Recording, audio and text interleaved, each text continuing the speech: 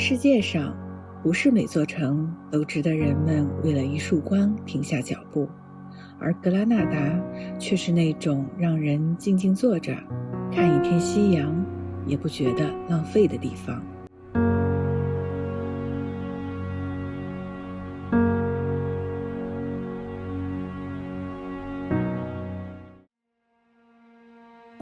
第一次对格拉纳達心動，不是因為地理書，也不是因為誰的遊記，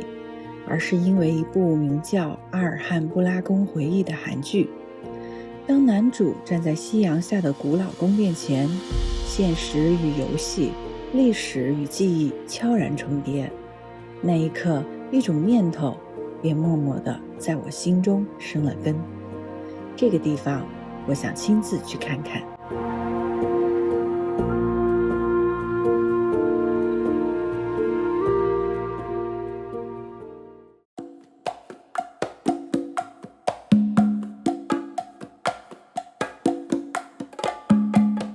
格拉納達這座每天只有8班火車停靠的小鎮，名氣自然是無法與馬德里和巴塞羅那比肩。即使在西班牙的南部城市中，恐怕也要活在塞維利亞的陰影之下。但千萬不可小覷這座千年古城，這裡曾被摩爾人統治過，融非洲和歐洲文化於一體。這裡南國的陽光令人慵懶，風中帶着一種柔軟的淨度，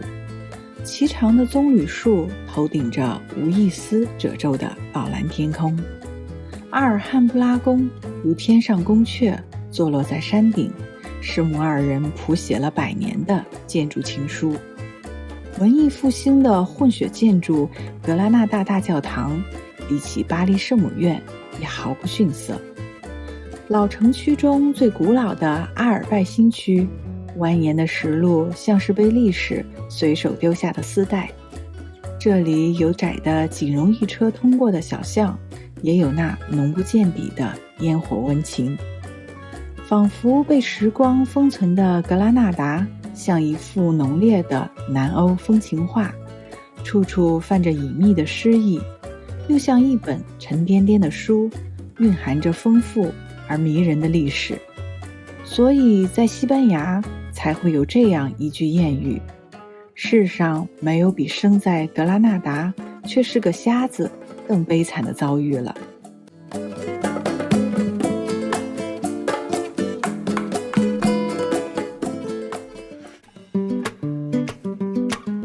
格拉納達在西班牙語中是16的意思，但剝開這座城的表皮，露出的不是晶瑩剔透的果粒，而是一座用玫瑰露、雪水與詩歌凝固成的宮殿——阿爾漢布拉宮。它並非宮殿一詞可以概括，它是摩爾人留在歐洲大陸最後的一半月光，一半怎麼也曬不乾的月光。在格拉納達停留的日子裡，我們遠眺它，圍着它散步，了解它的歷史，在城市感受它的氛圍。總之，被做了太多的預告，期待值已經拉滿，也終於挨到了門票上預約參觀的日子。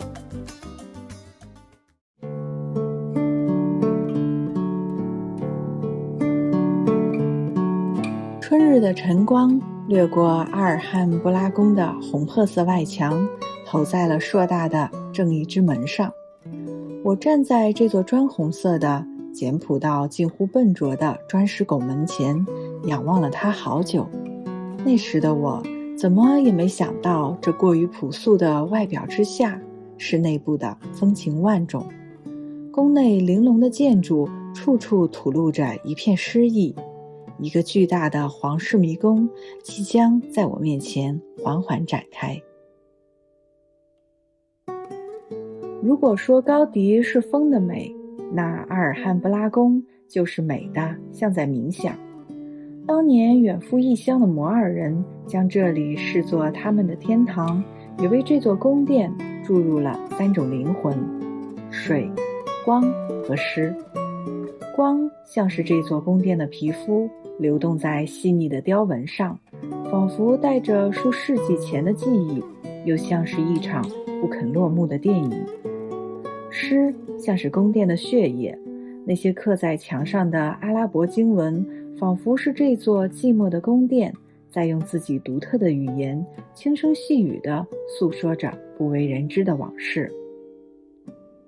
水像是宮殿的脈搏，無處不在又細碎連綿的流水聲從四面八方裹挾而來，水霧織起了一層層歷史的帷幔，時開時合。也許曾經生活在沙漠裡的摩爾人對水的渴望是他們刻在骨子裡的基因，又或許他們也像我们一樣，懂得蟬噪林愈靜，鳥鳴山更幽這樣以動襯靜的修飾美學。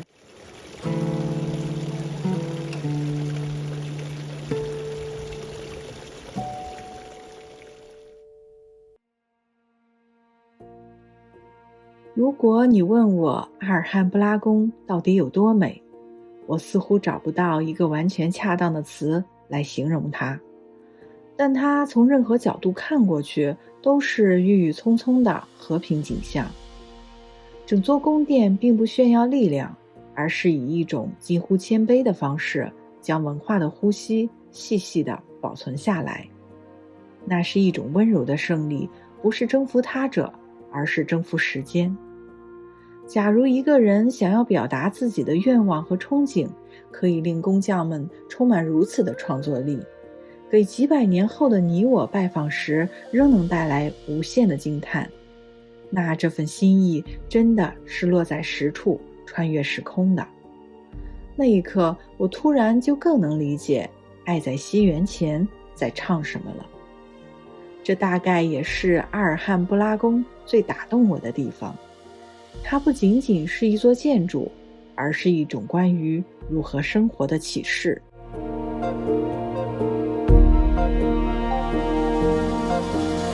當太陽送來最後一縷光芒，天上的雲開始被夕陽慢慢浸透，在紅色的城堡外牆上延展成了一片溫柔的海洋，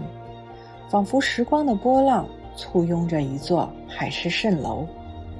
伴隨着人們的驚嘆聲，斜陽最後的餘暉慢慢消失，阿爾漢布拉宮的輪廓也在暮色中漸漸融化，最終霞光像是被西方的巨獸吞沒，夜幕垂下。但伴隨着亮起的璀璨燈火，阿爾漢布拉宮再次換上新裝，在黑夜中一點點重現，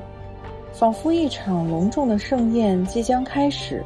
又像是歷史的足音在世間留下的回響。阿爾漢布拉的美是建築的美，更是文明的遺願。它的回憶不在石頭中，而在人心裡。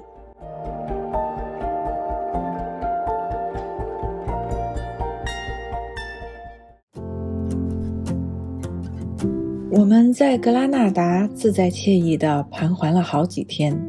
但於一座活過1000年的城而言，這不過是睫毛翕動的一瞬。來到西班牙，在馬德里追逐現代與古典的衝撞，在巴塞羅那跳進了高迪的想象世界，在塞維利亞和陽光共舞，但只有在格拉納達才會經歷一種靈魂緩慢甦醒的過程。我從未見過一座古城這樣忠實地記錄着歷史，那份隱藏的悲涼感滲透在城市的每一處縫隙中。雖然這不是一座熱情如火的城市，但它更像一位身披薄紗的摩爾王後，含蓄悠遠，讓人神魂顛倒。它是一個被穆斯林詩人寫過太多次的地方，被異教徒爭奪過太久的土地，同時也是一座教你如何靜靜地愛上一束光、一堵牆、一段旋律的城市。如果旅行的意義是找到心裡的某一刻，那麼格拉納達就是這某一刻的發生地。